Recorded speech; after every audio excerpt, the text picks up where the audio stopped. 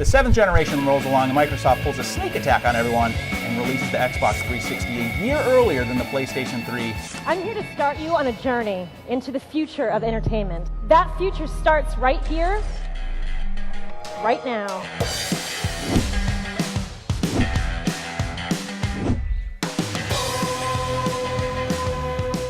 So, a year goes by with Xbox 360 being the only next-gen HD console on the market, and people start going to it. I chose Rapture. There's 4 things that the Xbox 360 probably should be recognized for in history. One is Xbox Live. Game lead. Double kill. The idea of popularizing an online service for console gamers to all play against each other and with each other, or to download copies of Minecraft or to share worlds together. And Xbox Live has been a huge force in gaming. Connect. Didn't really lead to any great games, but the idea of jumping around in front of your television, it made gaming even more of a mass appeal activity. Achievements. We've also added a new concept called achievements. Now these are sort of a record of everything you've accomplished across your entire library of games. People loved that idea. People would play the worst games ever just so that they could raise their achievement score. You can download Netflix and you can stream movies to your console. Without realizing it, Sony is giving them, and Sony was giving them the rope thinking they'd hang themselves, I think. PS3, they sort of came in arrogant. They came in saying, you know, you're gonna get a second job to be able to afford this system. Meanwhile, Sony thought that they could come out, rest on their laurels, be the PlayStation brand, and get everybody back. They can't. They don't have anything with it. They double down, right? Oh, well, the PlayStation 2 sold well because of DVD, so now the new one will be Blu-ray. With so much space on a single Blu-ray disc, the only thing you'll need more of is time. But again, Sony's betting on technology people don't even have the technology for yet. How many people, when the PlayStation 3 come out, have an HD TV at the time? And so the PS3 was not a very good machine for a couple of years. I had everything under control until they blew up the boat. And then Sony got smart.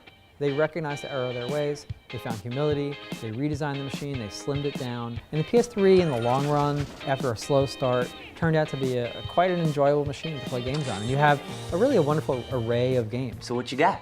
What do I got? 2 words. Montage.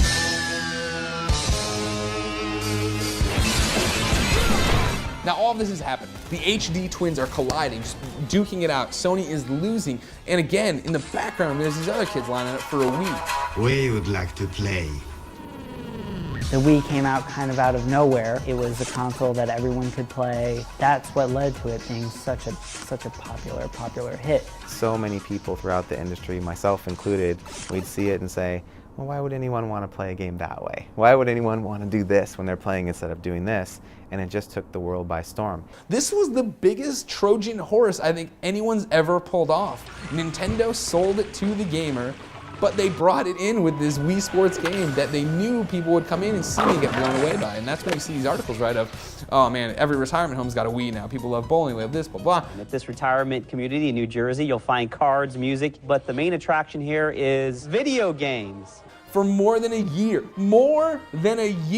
you couldn't walk into a store and buy a Wii. And more bad news for holiday shoppers. Nearly a year after the Wii's debut, Nintendo is still having supply problems with the video game console. And you're like, what is happening with video games right now? That there are these 2 expensive HD devices literally destroying each other, and then over here, sprinting away from what everybody else is doing, Nintendo is winning. And now granted, they didn't pay out to gamers in the end, right? They loved it, they sold a ton of them, but they used it primarily to do one thing, it was to play Wii Sports.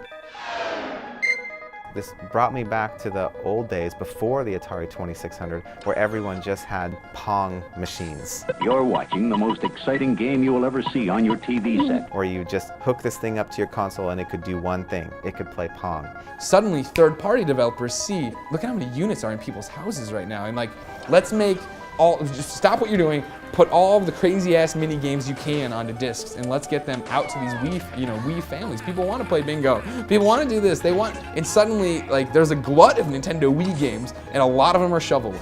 Cruise around the world as you perform tons of different dance moves. And you get this bad taste in your mouth that, once again, Nintendo is only playing with the toys in their sandbox and alienating everybody else. And so the 7th generation of gaming is not just important for gaming, but it's also important for how much more these consoles proved that they were able to do. It really became a generation of entertainment as much as it was about gaming.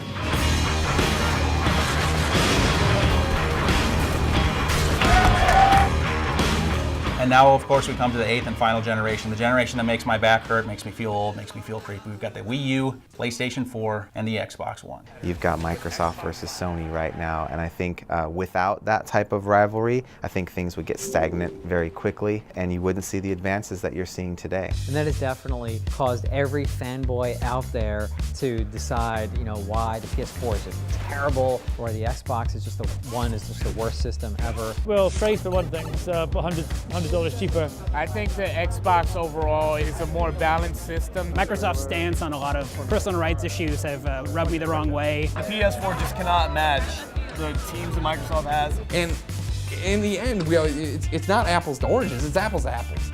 They're video games, and they're great, and each one of them has awesome exclusives, and each one of them has a number of problems. Of course, always on the periphery and potentially always ready to upend everything is Nintendo and who knows who else, trying to come in and basically challenge the idea that a PlayStation or an Xbox is the thing that you should be playing games on at home. The current generation of consoles have a big question mark hanging over their existence, really. There are valid questions out there as to whether these boxes are still the things that make sense to be playing games on, even onto your television, in an era when you can have a portable, like an iPad or something like that, that can output to your TV.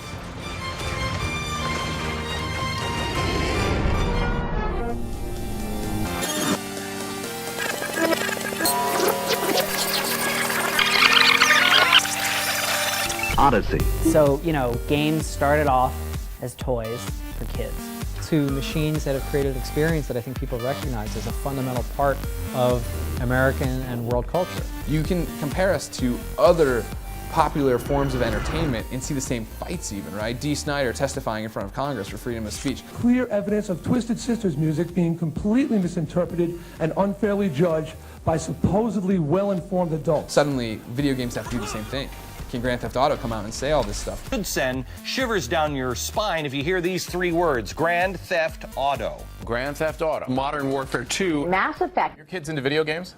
No. Okay, that's a good thing. You're starting to see an era where even the way games are rated by the press is starting to become more and more similar to the evolution of how films have been rated. And now you are seeing a generation of people who have been raised with video games in their living rooms, in their lives, on their phones, every day of their lives. Video games have been around long enough now where we're at the tipping point.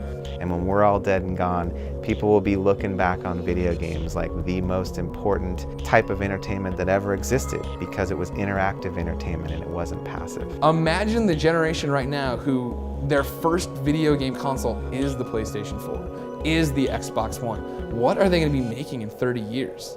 That's the future of video games, that there is no limit, there is no end, there is no way to predict what will happen next. What's going to happen? Are people just going to use their smartphones to play games? Are people going to go back to using their computers to play games?